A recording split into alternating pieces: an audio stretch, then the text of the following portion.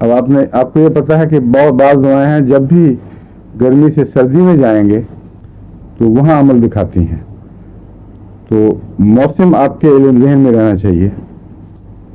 جب مریض آنے شروع ہوتے ہیں نزلہ تو وہی رہے گا, چھینکیں بھی ویسی ہوں گی, لیکن گرمی سے سردی میں موسم داخل ہو رہا ہے یا سردی سے گرمی میں, اس وقت زیادہ امکان ہے کہ گرمی سے سردی والی دوائیں آپ کے لیے زیادہ مفید ثابت ہوں گی, انہیں میں سے مرض پکڑا جا سکتا ہے.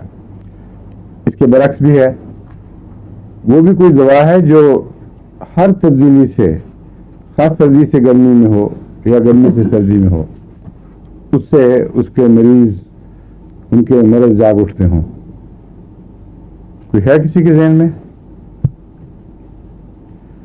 ایگراویشن both from cold and heat. اس میں جو عام طور پر معروف اور مشہور ہیں وہ ایک تو مرکریز ہیں. مرکری جس طرح خود ٹیمپریچر کو سینسٹیو ہوتا ہے, سردی میں بھی ایک دم سکڑتا ہے, گرمی میں ایک دم اٹھ کھڑا ہوتا ہے, اسی طرح مرکری کی بعض بیماریاں سردی سے بہت بڑھتی ہیں, بعض گرمی سے بہت بڑھتی ہیں.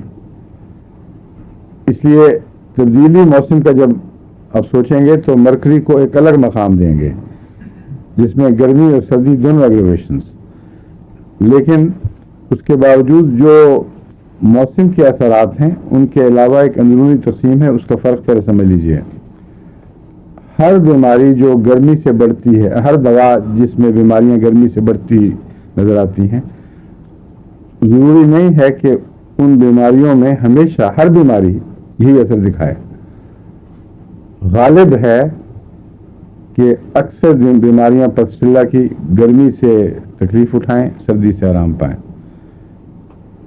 اسی طرح سیریشیا ہے اس کے برعکس.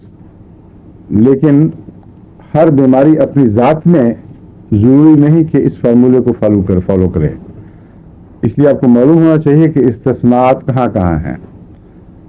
مثلا فاسفورس ہے, اس کو گرمی سے تکلیف بڑھتی ہے, سردی سے تکلیف بڑھتی ہے, لیکن دو جگہ ایسی ہیں جہاں گرمی سے تکلیف بڑھتی ہے.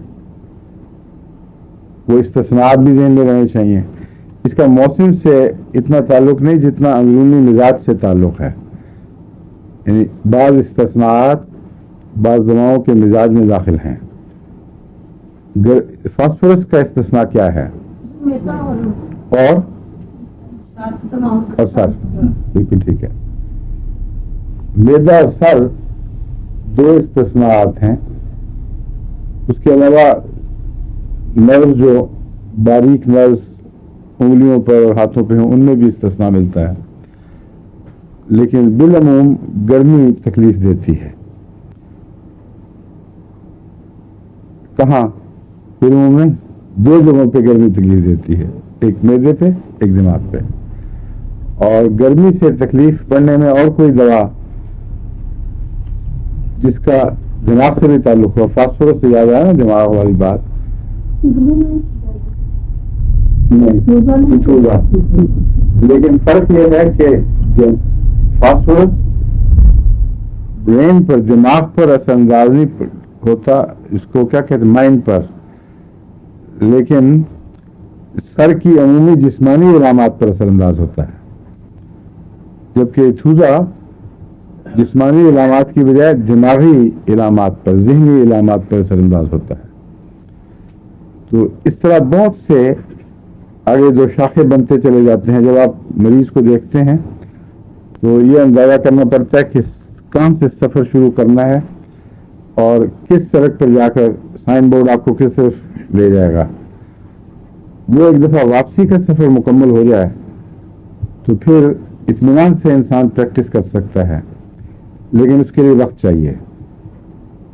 اور مجھے باوجود اس کے کہ میرے ذہن میں نقشہ موجود ہے کہ یوں کرنا چاہیے, میرے جب مریض آتے ہیں ملاقاتوں میں ناممکن ہے کہ میں باقاعدہ سسٹمیٹکلی اسی طریقے کو اختیار کر کے واپس پہنچوں.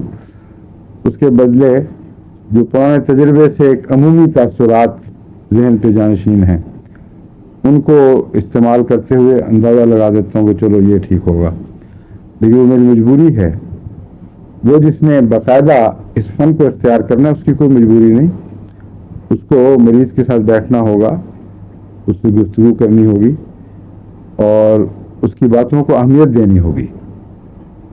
ورنہ سرسری نظر سے اگر آپ مریض کی باتیں سنیں گے تو بعض دفعہ وہ جو بات کہتا ہے اس کی سگنیفیکینس, اس کے اندر گہری معلومات جو موجود ہیں وہ آپ کھو دیں گے.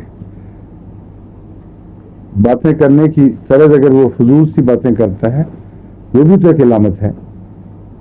اس لیے سب علامتوں کو ذہن نشین کر کے علامتوں کے راستے دوا تک پہنچنا, یہ ہے اصل مشکل کام. اب تک آپ یہی پڑھ رہے ہیں دواؤں کے ذریعے علامتوں تک کیسے پہنچ رہے ہیں, ٹھیک ہے. پھر ایک اور مشورہ یہ ہے کہ بار بار اس کو اب دہرائیں, اور جہاں کسی دوا میں کوئی خاص علامت ایسی پڑیں جو پہلے پڑی ہوئی تھی تو ذہن میں حاضر کرنے کی کوشش کریں کہ کہاں پڑی تھی, پھر واپس جائیں. کم سے کم میٹیریل میڈیکا 30-40 دفعہ پڑھنا ہوگا آپ کو, اور ہر دفعہ اپنے ذہن کا امتحان لیتے ہوئے. بہت سی باتیں آپ پڑھتے پڑھتے آپ کو پتہ لگ جاتا ہے کہ ہاں یاد ہو گئی, واپس جانے لگیں تو لگتا ہے کہ ہمارا امتحان میں بیٹھے ہوئے ہیں, اس کو سب کچھ بھول جاتا ہے. تو اس طریقے سے آپ رفتہ رفتہ جب ایک دفعہ ماہر بن جائیں تو بہت آسان ہو جاتا ہے. پھر بعض میری حیران رہتے ہیں 2-3 باتوں میں آپ کو اندازہ ہو جاتا ہے کہ اصل بات کیا ہے, اور جب پھر دوا لگتی ہے تو پھر لطف آ جاتا ہے اس کو دیکھ کے, حیرت انگیز نشانے پہ بیٹھتی ہے. اور اس سفر میں مجھے بہت تجربہ ہوا ہے. ابھی مرض بہت بڑھ گیا, برا حال, تھوڑی دیر کے بعد ہنستے کھیلتا آ گیا آدمی کہ ٹھیک ہوں. ہمارے گھر میں بھی بچے بیمار ہوئے ہیں, اور ایک موقع پر بڑے سخت یعنی سارے فیملی کے لیے پریشانی ہو گئی. ایک بچی بہت ہی زیادہ الرجی ابری ہے, خوفناک, اور جس خارش اور بے چینی اور چھاتی بھری ہوئی, اور اس پر میں نے اس کو جو دوا دی تو تھوڑی دیر کے بعد آرام سے نیند آ گئی. وہ جو چھاتی بھری ہوئی تھی نا دردناک, اس کی بجائے بلغم بنا بڑی تیزی کے ساتھ. رات میں آرام سے وہ بلغم نکل بھی گیا, اور صبح ٹھیک ٹھاک پورے سفر میں ہر چیز میں شامل. تو وہ جو نان بلیورز ہیں ان کو بھی سوچنا پڑتا ہے کہ کوئی بات ہے.